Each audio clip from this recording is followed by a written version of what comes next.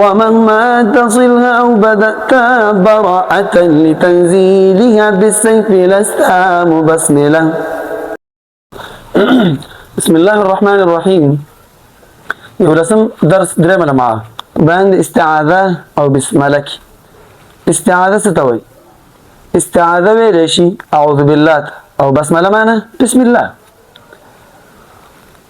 مخکې په لمحو کې اوله لمحه د تجوید تعریف ذکر شو، دویمه لمحه کې د لحن بیان شو، درېیمه لمحه په بیان د استعاذه او بسمله کې ده. دا اعوذ بالله او بسم الله دا چې د تلاوت نه مخکې د دې وجې نه د تجوید په نور قواعدو باندې څه کړه مخکې کړه، دا یو قسم ربط. اوس د دې لمحې د ښه پوهاوي لپاره دا یو څو خبرې پېژندل ضروري دي. اول محل د اعوذ بالله و بسم الله، دویم حکم د دې دواړو، او دریم په دې کې صورتونه هر یو به بالترتیب بیان شي. اول لازم محل د اعوذ بالله د پاره څه شی دی دا یاد کړئ. محل د اعوذ بالله د پاره هغه ابتدا د تلاوت. ابتدا د تلاوت څه مطلب؟ په توري مثال ته هغه ځای نه راغلی تلاوت ته کېناست، قرآن کریم د خلاص ابتدا د تلاوت کې نو ته به اعوذ بالله ویل په تا باندې دا ضروري دي. نو دې سره سره موږ د هر حکم بیانو.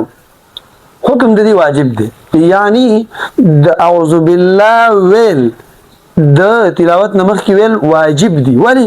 قرآن کې رب العالمین فرمایي فإذا قرأت القرآن فاستعذ بالله من الشیطان الرجیم.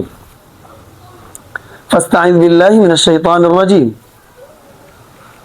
الله رب العالمین فرمایي کله چې ته قرأت شروع کی، قرآن کریم شروع کی، نو ته څه کوه؟ پناه غواړه په رب العالمین باندې د شیطان نه ډله شوي نه، شیطان نه پناه وغواړه.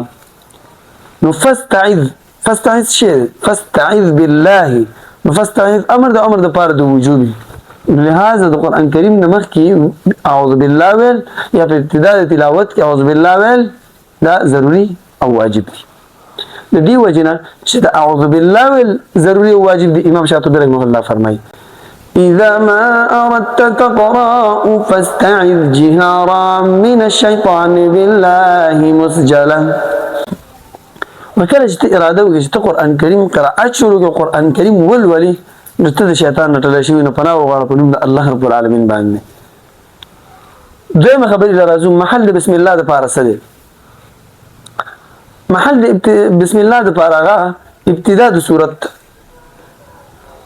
کله چې ته دا وپېژنې نو وروسته را روان ډېر قواعد به تاله اسانه. د اعوذ بالله محل څه شی دی؟ ابتدا د تلاوت. بسم الله محل څه شی دی؟ ابتدا د صورت. دا باید ته وپېژنې. نبی صلی الله علیه وسلم فرمایي كل أمر ذي بال لم يبدأ فيه ببسم الله فهو أقطع وأجزم. کوم یو عظیم الشان کار هغه چې په بسم الله باندې شروع نشي نو هغه به لنډی او بوچی، او د قرآن کریم د تلاوت د عظیم الشان کار کوم یوي دا ډېر اعظم کار دی. بلکې اوس دلته یو مسأله ده، مسأله اختلافیه ده په مابین د اهل علمو کې د ائمه اربعو کې چې آیا بسم الله دا د قرآن کریم نه جز ده او که نه ده، د هر صورت نه جز ده او که نه ده. نو دې کې موږ بحث ډېر نه کوو، دومره وایو چې په قرائت د عاصم او په روایت د حفظ کې بسم الله ویل هغه پکار دي. دې وجې نه امام شاطبي رحمه الله فرمایي بس د دوی په قرائت او د دوی په روایت کې شته دی، ویلې پکار دي. نو څنګه وایي ولا بد منها في ابتدائك سورة سواها وفي الأجزاء خيار من تلا. وإلا بدي دو خلاصي نشته د بسم الله نه په ابتدا د صورت کې، بد ابتدا د صورت کې به بسم الله وی. هو سواها سوا د سورة البرائين وفي الأجزاء خيار من تلا. د سورة البرائي په منځ کې او په منځ د دو سورتونو کې تعالی اختیار دی، بسم الله وی او بسم الله نه وی. پوه شئ ان شاء الله. اوس دلته یو سوال دی، مهم سوال دی، یادولې پکار دي. په دې سورة البراءه کې بسم الله ولې نه ده لیکل شوې؟ ټولو سورتونو کې لیکل شوې ده، یو سل او دیارلس سورتونو کې بسم الله لیکل شوې ده، لیکن سورة البراءه سورت دی او بسم الله پکې نشته. دې لپاره یو څو وجې ولیکئ. یو وجه دا ده چې کله به قران کریم نازلېدلو نو صحابه او ته نبی صلی الله علیه وسلم ویل چې دا دغه ځای کې ولیکئ. صحابه او ته نبی صلی الله علیه وسلم د دې ندی ویل چې سورۃ البراء نه مخکې بسم الله ولیکئ. یو وجه دا دویم وجه علماء دا لیکلي چې د سورۃ البراء او د سورۃ الانفال دغه موضوع یو و. عثمان رضی الله عنه چې کله وکړ چې دغه موضوع یو ده بسم الله ورکی ونی لیکل. دریم وجه امام شاطبی بیان کړی دا چې زموږ قرأتونو سره تعلق لري.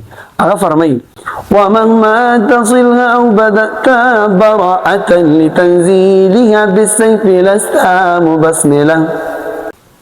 واذا سورة البراءة چې ده دي کې د قتال بحث ده په دې موضوع چې دا هغه قتال له چې دي کې قتال له قتال کې رحم نه او بسم الله الرحمن الرحیم کې رحم ده.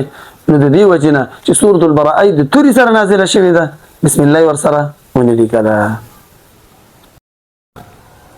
موږ تاسو سره وعده کړو چې موږ تاسو ته هر ورځ یو شعر هم مقدمة الجزرینه نن بل شعر یاد کاږي پسې فألف الجوف وأختاها وهي حروف مد للهواء تنتهي.